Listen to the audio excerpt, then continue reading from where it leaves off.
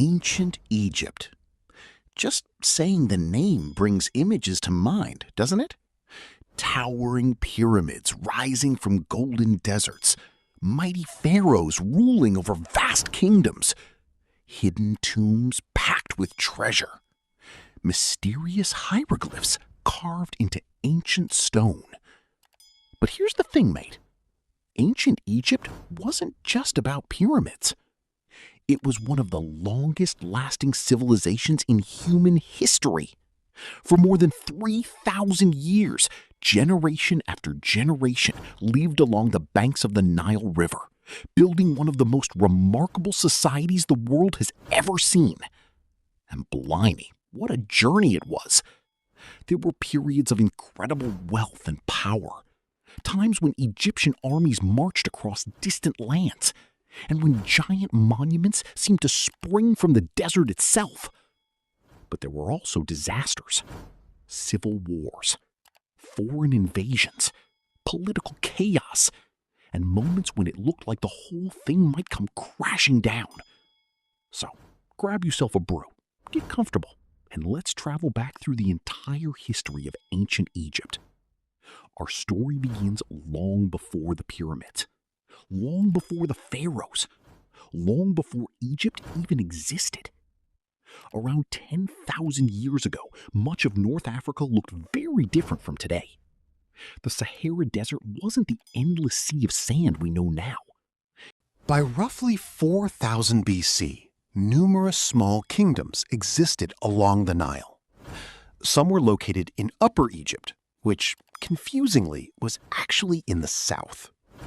Others occupied Lower Egypt in the north, where the Nile spread into a massive delta before reaching the Mediterranean Sea. These regions developed their own rulers, customs, and identities. At first, they remained separate, but that wouldn't last forever. Around 3100 BC, a powerful ruler emerged. His name was Narmer. Many historians believe Narmer successfully united Upper and Lower Egypt under a single crown. If that's true, he became Egypt's first pharaoh. One kingdom, one ruler, one Egypt. And just like that, one of history's greatest civilizations was born. Now, don't imagine Egypt suddenly transforming into a mighty empire overnight. There was still loads of work to do.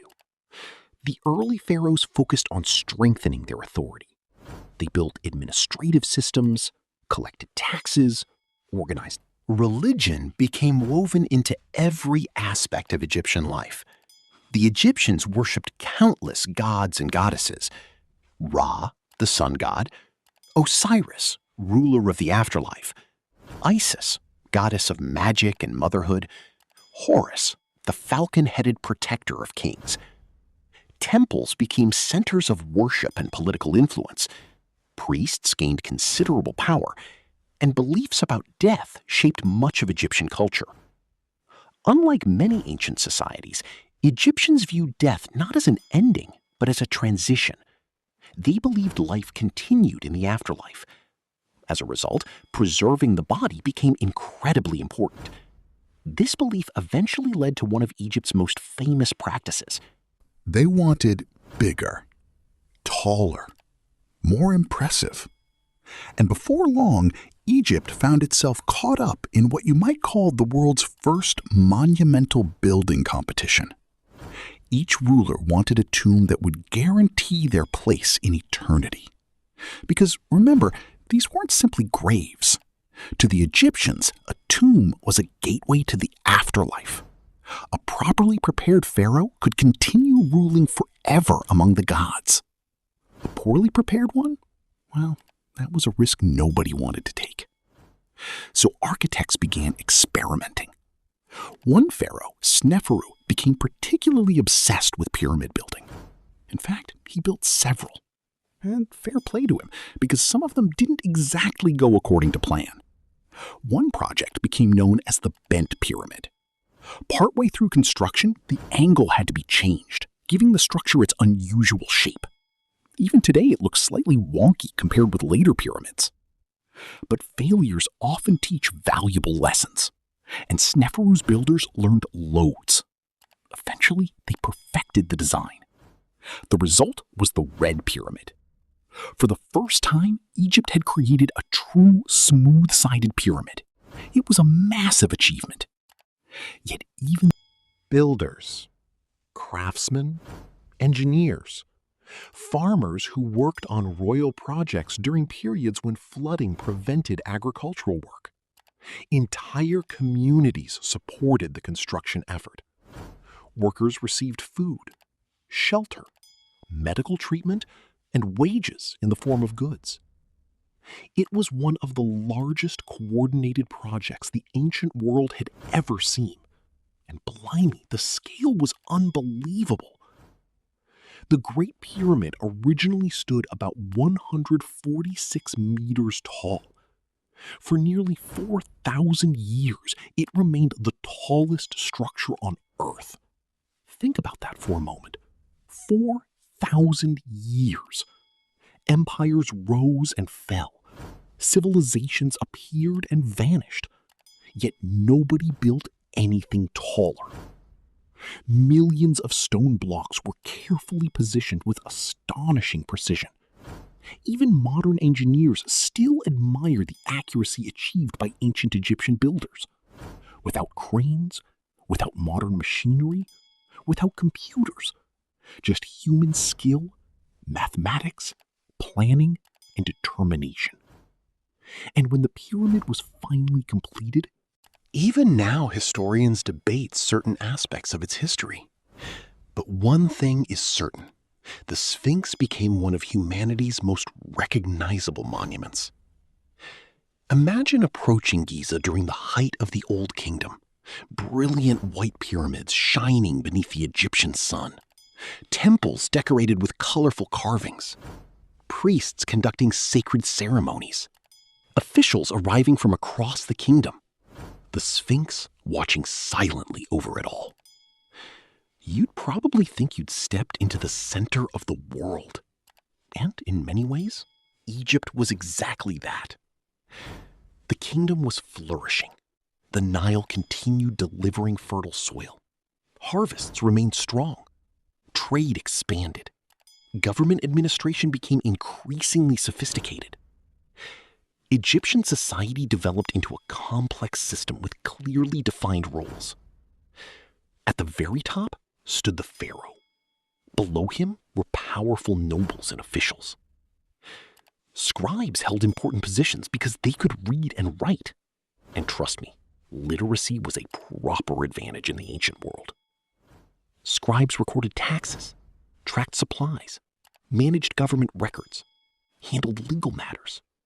Without them, the kingdom would have... Then there were craftsmen, stoneworkers, metal workers, artists, builders, priests, merchants, farmers. Each group contributed to the success of Egyptian civilization. Most ordinary people spent their lives working the land.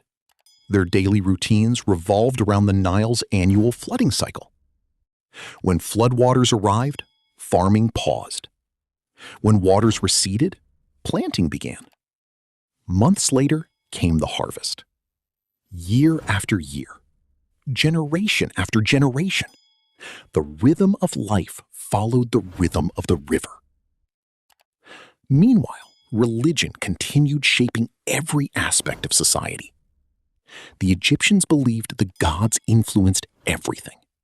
Floods, harvests, health, weather, victory in battle, success in daily life.